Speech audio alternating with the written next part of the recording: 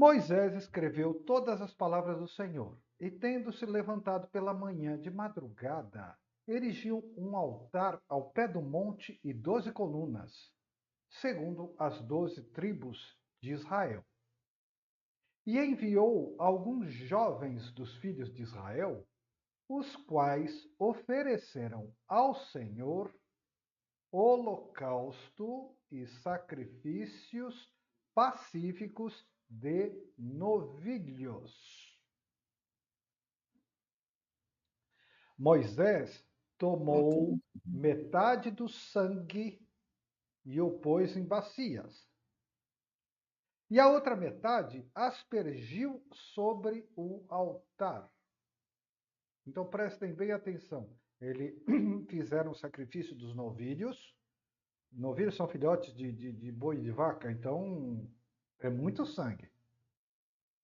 Fizeram o sacrifício e Moisés tomou metade do sangue e pôs em bacias. A outra metade aspergiu sobre o altar. E tomou o livro da aliança e o leu ao povo. E eles disseram: tudo o que falou o Senhor faremos e obedeceremos. Então tomou Moisés aquele sangue e o aspergiu sobre o povo e disse: eis aqui o sangue da aliança que o Senhor fez convosco a respeito de todas as palavras. Êxodo. Então, mostra aqui o sacrifício de Moisés, né? Metade do sangue, não era pouco, hein? Metade em bacias, no plural. E a outra metade aspergiu sobre o povo. Tá? Então, agora eu vou ler o comentário, e o comentário compara o sacrifício, que é o tema da carta 12, com o sacrifício do Cristo. Mas o mais interessante é o comentário que eu vou fazer depois, que eu já fiz aqui. Tá? Mas agora nós estamos vendo o texto original. Então, eu vou ler o comentário agora. Nesta aliança de Deus com o povo de Israel, a metade do sangue dos animais é aspergida sobre o altar, representando a parte de Deus na aliança. A outra metade do sangue, que representa o povo, é aspergida diretamente sobre o mesmo. A aliança somente ocorre depois do povo concordar com as regras estabelecidas no livro da aliança, a lei de Moisés, que foi prévia e devidamente lido para todos ouvirem e foi realizada para todos os filhos de Israel. Então, leram o livro, a lei, perguntaram para o povo: vocês concordam? Concordamos. Então, vamos selar este acordo com o sangue dos sacrifícios. Prossigo. O sacrifício de cordeiros teve um papel muito importante na vida religiosa dos judeus e no seu sistema de sacrifícios. Quando João Batista se referiu a Jesus como Cordeiro de Deus que tira o pecado do mundo, no Evangelho de João, os judeus que o escutaram provavelmente pensaram imediatamente em um dos vários sacrifícios importantes. Com a época da Páscoa judaica se aproximando, o primeiro pensamento naturalmente seria o sacrifício do Cordeiro da Páscoa. A festa da Páscoa era uma das mais importantes festas judaicas e uma celebração em memória de quando Deus livrou os israelitas da escravidão no Egito.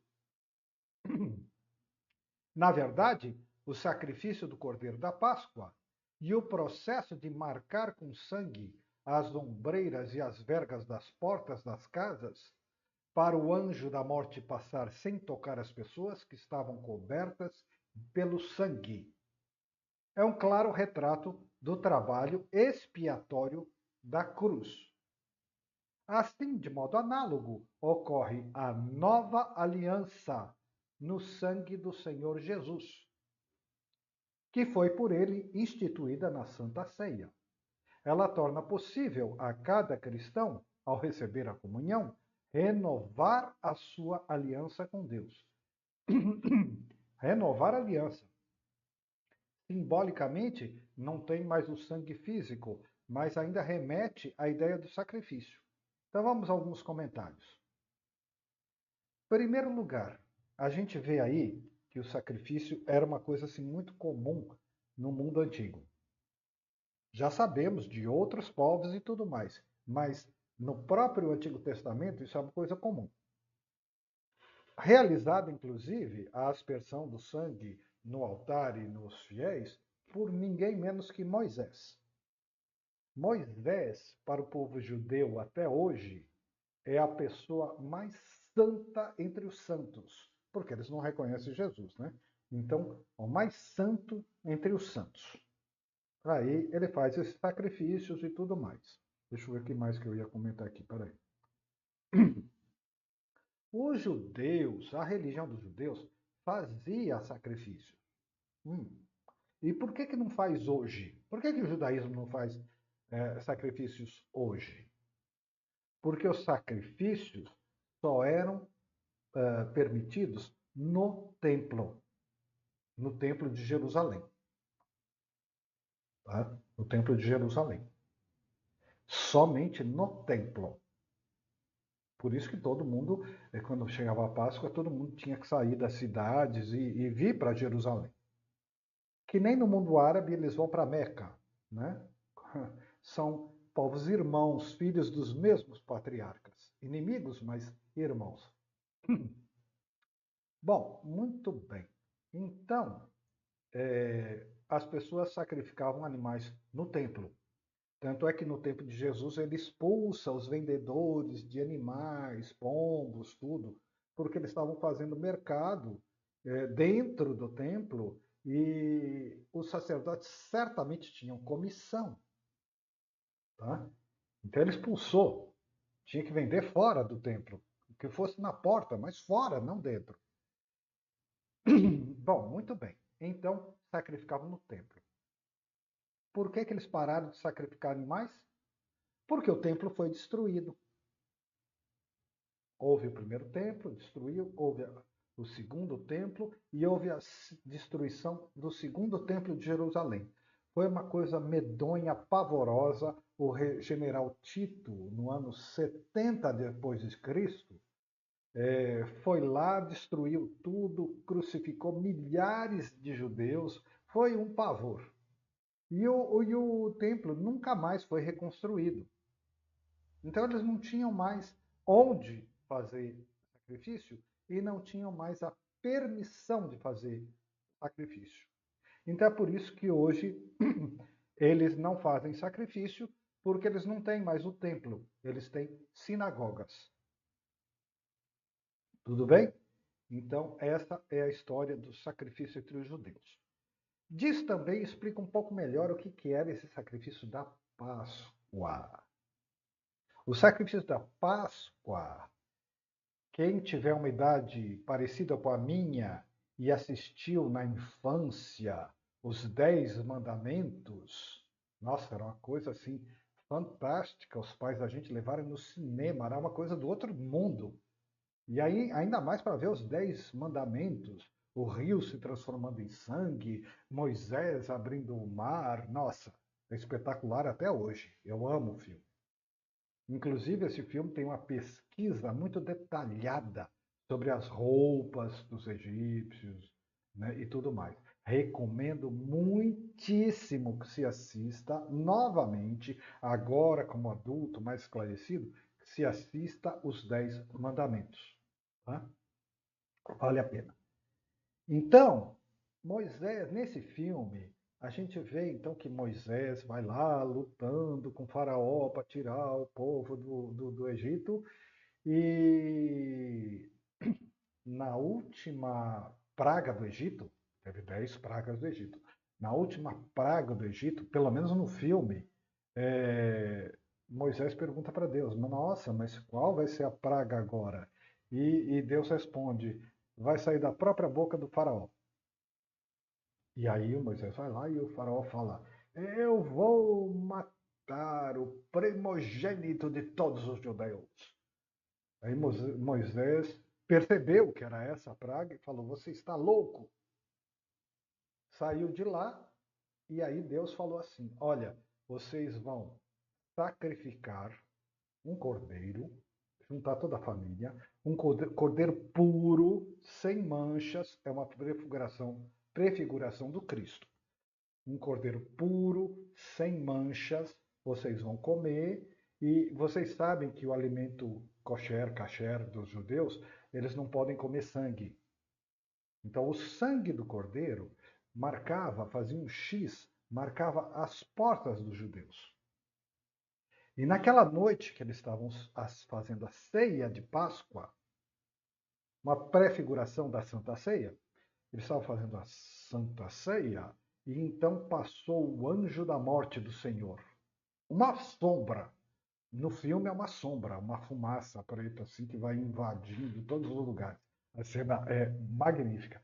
E vai passando, chamado de o anjo da morte, e vai matando os primogênitos dos judeus, dos egípcios, e inclusive o filho do faraó. E o faraó, numa cena muito dramática, pega o filho, para na frente da estátua de Anubis, o deus dos mortos, e pede para Anubis ressuscitá-lo. E não acontece nada. Né? Então o filme é muito bonito. Tá? Então mostra, esse era o sacrifício da Páscoa. Então, mais tarde, o sacrifício do Cordeiro de Deus é para livrar as pessoas da morte. Mas não da morte física. Não é para livrar da morte para a pessoa ter a vida física, como foi no Egito. É para livrar da morte para ter a vida eterna. Mas ele é o Cordeiro. Então, quando chega a Santa Ceia, tem lá, ele divide o pão, ele divide o vinho, devia ter as ervas amargas também. Mas e o cordeiro? Não tem, o cordeiro é ele. O cordeiro é ele. E do mesmo jeito que os judeus não podiam mais sacrificar no templo de Jerusalém, então Jesus também libera os cristãos de fazerem qualquer sacrifício. Porque ele diz: o sacrifício sou eu. Você sacrificava bichos. Agora sou eu, o próprio Deus, que está entrando no lugar do sacrifício. Depois disso, não há nada que você possa fazer com a mesma grandeza, com o mesmo alcance. Então, os judeus não fazem sacrifício. Então, uma situação esquisita que tem aqui no Brasil, eu mesmo passei por essa situação, é você ser adepto do cristianismo e do candomblé ao mesmo tempo, que sacrifica animais. Não estou criticando nem demonizando nada, mas é incompatível. Porque Jesus liberou as pessoas de fazer qualquer sacrifício, porque o sacrifício é ele. Tá? Então, era uma expiação. A gente já viu que no mundo antigo, o sacrifício tinha a ideia de substituir a pessoa na morte. Pegava o bicho, dava lá e falava assim: ó, morte, leva o bicho no meu lugar e eu fico. E eu acredito que não funcionava coisa nenhuma. Mas é uma crença muito antiga. Tá? E aí depois veio essa coisa do Velho Testamento e tudo mais. Então, é por isso que João chama ele de Cordeiro de Deus. Porque todo o Novo Testamento é tingido pelo Velho Testamento, pela cultura judaica. Então, isso que eu li agora, que Moisés jogou sangue no altar e sangue das pessoas, prefigura o sangue do Cristo na cruz. Agora não precisa ter um sangue físico em cima de mim, mas é essa a ideia. Agora, o mais curioso, é aí que eu queria chegar, que não está escrito, é que o candomblé, nos seus iniciados, sacrifica bicho. Né? Eu, na minha juventude, passei por isso. Hoje, me causa aversão. Mas eu não condeno como muitos cristãos, principalmente evangélicos, condenam. Por quê? Eles dizem que é coisa do demônio. Eu digo, não é coisa do demônio. É coisa do Antigo Testamento. Tudo bem, os povos lá não tinham, mas dentro da nossa cultura, a referência é essa, não é coisa do demônio, é coisa do Antigo Testamento. Moisés fazia isso. Então, no candomblé, o que eles fazem? Sacrifica o bicho. Pega o sangue do bicho. Metade vai num assentamento, que é um altarzinho individualizado, metade vai na pessoa. Aí eu pergunto, não é exatamente o que fazia Moisés?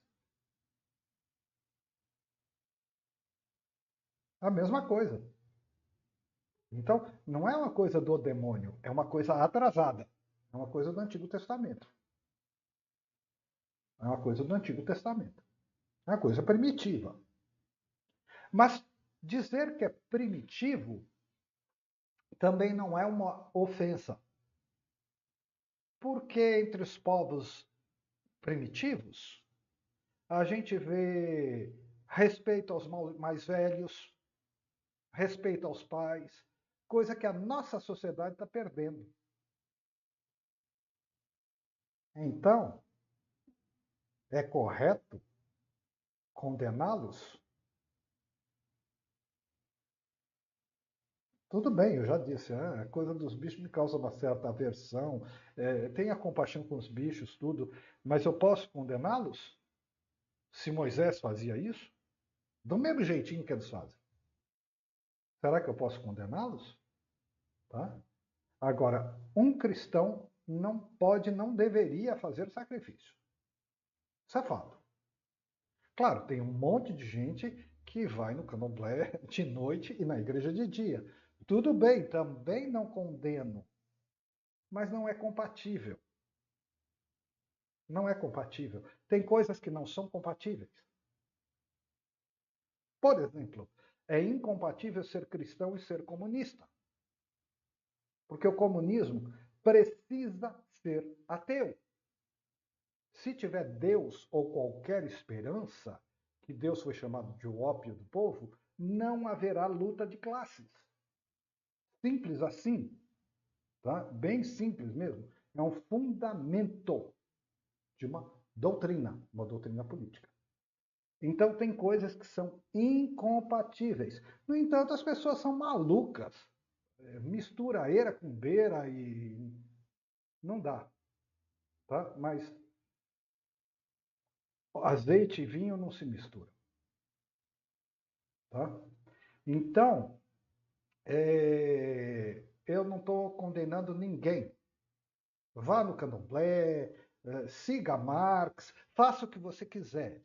Mas eu não me sinto no direito de condenar nem A, nem B e nem C.